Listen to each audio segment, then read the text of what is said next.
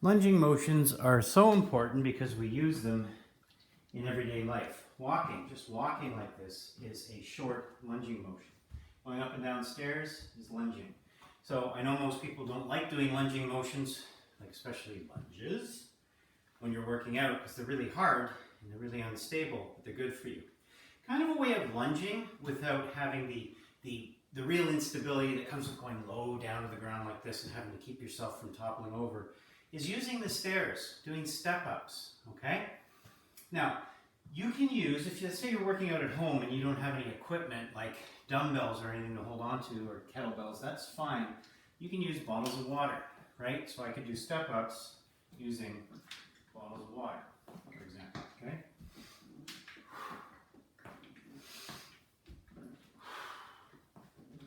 Or, if I'm not yet quite sure of my balance, the cool thing about stairs is they usually come with a hand railing, a banister that I can hold onto lightly or just have my hand hovering over so that as I do my step-ups, I can be sure that I have stability.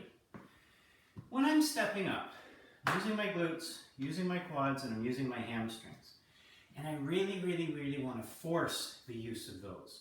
What I don't want to do is I don't want to push off with the bottom leg, okay? That's kind of cheating. What I want to do is use that leg that's up on the step as much as possible. By the way, if you have knee problems or hip problems, and it's too painful to be like 2 steps up, which is a thigh basically parallel to the ground, that's fine. Start with a lower step. You may actually have a stepper in the home or something else you can step onto. Just be careful if it's a stool. Stools tend to be small and they're not that stable, okay? So make sure that the surface you're stepping up onto is stable. I really prefer stairs, okay?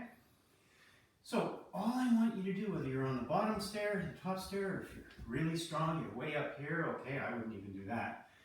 What I want you to do is, and this is kind of hard because it's hard sometimes to get your heel on the stairs, on the full tread of the stair because the tread is usually only 8 or 9 inches, right? And your feet might be too big, your heel might overhang the back. But if you can, I want you to lean on that foot, okay? Lean forward. Don't have a lot of weight on the back foot, but have a lot of weight on the front foot. And use this leg to launch up with, okay? And then come back down, nice and slow, leaning forward using this leg. Then change legs, okay? From here, same thing. Lean forward, reset yourself. Use this leg to lower myself down. Don't launch with the back foot. You're going to launch a little bit. Really try to minimize how much you're doing it, okay? So remember that. It's okay to lean forward. It's okay to have your weight on that front foot. Really try to keep it on the front foot, but on the heel of the front foot. Don't be over on your toes, okay? The more you're on the heel, the more you're going to get the glutes, which is what you want to target, okay? So remember, safety first. If you have knee or hip issues, be careful. Progress slowly. Start on the bottom step. If that feels okay, go to a higher step. Use the banister if you have to. If you've got great balance, don't.